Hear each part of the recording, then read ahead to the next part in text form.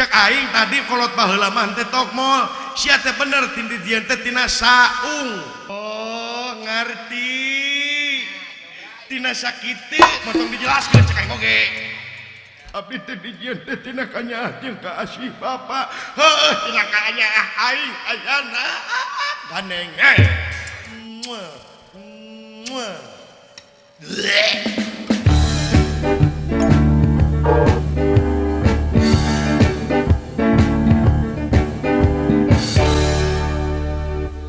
Pak Jang sakedap ka dieu Pak naon Jang aya taroskeun Pak naon Jang meungpeung panayagan keur nyana ratu keur nyase panayagan menyatu-nyatu sugan nawaran ka aing dan teu heeh agehan euy nu nogna dua heeh naon ya kieu payeuh aya taroskeun ka bapak mungkung aya nu nongton oge ieu teh peryogi ka uninga ka sadayana hiji pengetahuan kanggo sadayana ngeunaan perkawis wayang naon jadi wayang teh ulah dimitoskeun wae aya taroskeun ka bapak bari dijawab atan pemoal Pak sakira-kira aing bisa dijawab ku aing tapi memakai bahasa Indonesia ya Beh ya boleh ya silahkan cuk jadi begieu kayak dina bahasa Indonesia wah begieu sia goblok oh eta bahasa Indonesia Urdu Pak jadi begini pertama-tama saya mengucapkannya kebanyakan terima kasih atas diberikannya waktu saya untuk di dalang ayeuna aya nu percaya bahkan aya nu ngayakinkeun yen bapak teh jalmi anu pangkolot-kolotna di jagat raya Pramudita ieu leres atana pintu lain hahaha jawab heeh leres heeh dugi kacek bohongna uwung-uwung awang-awang dunya masih kene genlong lautan masih kene budahan batu masih kene beye bapak parantos kumelenang di alam dunya leres heeh leres heeh dina mangsa bapak keur ngalalana di alam dunya gubret teh hujan angin dordar gelap taya pisan keur ngiuhan sanajan awak rancut-cut teu paduli ka jeung teuing nu penting mah asal nepi ka tempat anu dituju rek ngarongok mawar bodas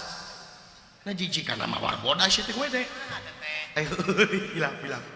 gubret teh hujan angin silantangan dugi karan cucut bapak ku hujan ku sabab baseuh kabeneran aya saung bus se bapak teh ka saung tadi dia payeuh mimiti pasoalanana bus se bapak teh ka saung dina mangsa hujan raat orot bapak teh ngimikir yen saung geus nulungan bapak ku bapak teh mulang tarima derwe eta saung teh diciptakeun ku bapak anak bapak nomor hiji beureum beungeutna anu bentukna kieu ngaranna si cepot tah abdi teh bade naroskeun nah bener abdi teh dijieun tina saung jawab Semar bener nangka bener naya goblok bener nangka si teh jeung bapak teh gede bohong naon aing ongkoh pangkolotna tapi asup ka saung teu logika bapak ieu teh ongkoh pangkolotna tapi asup ka saung ari saung meunang nyieun saha berarti heula keneh nu nyieun saung daripada bapak lain jawab jadi teh bener abdi teh tina saung sakitu yang sekian dulu tunggu masih biasa we tuh ari anu diomongkeun ku sia bieu bahasa naon bahasa Sunda ngarti henteu sia nu mantak naroskeun deui abdi teh teu ngartos kaciri sia teh urang Sunda anu teu apa karena jati dirina urang Sunda pribadi teu apa karena rasa sedengkeun martabat hiji bangsa teh bisa diukur tina budayana lamun budayana abut-abutan bangsana moal teu rusak ari basa teh budaya nu pangkolotna sia ngomong basa Sunda tapi teu ngarti jati kasilih ku junti kayak Pak tebih-tebih abdi teh nu taruskeun teh saung sanes jati ieu teh bener abdi teh tina saung ye ari kolot baheula neuneun bahasa teh teu vulgar henteu tokmol disimutan supaya naon supaya urang mikir supaya urang teh jadi jelema nu pinter sabab hayang jadi jelema nu pinter teh kudu mikir heula kudu ngotak kudu tafakur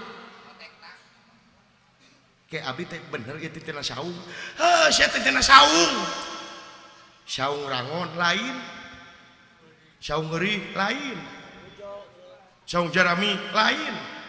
saung naon saung dengekeun katana saung cek aing tadi kolot baheula mah teu tokmol sia teh bener tindidian teh tina saung kaitu tuluikeun make euk jadi sia teh dijieun teh tina saungeuk cinekna sia dijieun jeung inung sia teh silih kicepan silih pika nyaah silih pika asih silih pika deudeuh bubrag ge sia ka alam dunya tak jadi sia dipelakan ku aing teh ka nyaah ka deudeuh ka asih tapi naha dipelakan eta tapi geus jebrog aya jadi tanpa dipelak dina hate sia ai dipelak mah Rahman Rahim tapi anu heula gede dina hate sia naon tanpa dipelakwai naon sirik pidik jail kaniaya iren panas den dudupak rumpak ngupat simuat ujug ria takabur teu kaopan tepayaan medit cap jahe merege hese buntut kasiran da aing mah teu rumasa melakan eta kitu patus sia teh jadi manusia geulehan ka batur kitu patus sia teh jadi manusia teh sirik ka batur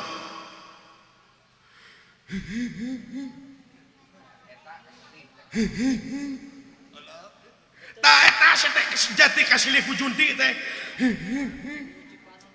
jadi bapak abdi teh tina kanyaah bapak aduh bapak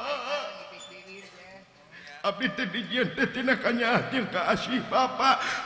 tina kanyaah aing ayana ganeng edan seuneu was aing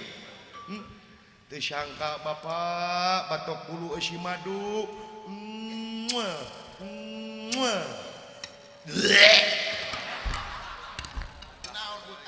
yang ongkek di si koplok aya kene aya pak naon urang dia mah tangkos kuninga dan urang dia mah resepkeun wayang pada apa naon dan tak bisa panginten tangkos aya nu uningaeun ieu mah ngabejaan anu teu acan uningaeun we naon kula warga bapak abdi sidawala sigareng nya nah huntuna bet hiji nah ieu teh simul tina tarang ngosok huntu atara pinaon ieu teh maka jeung hiji batu rangeteng ari abdi hiji dahar geus menikah hararese sok naon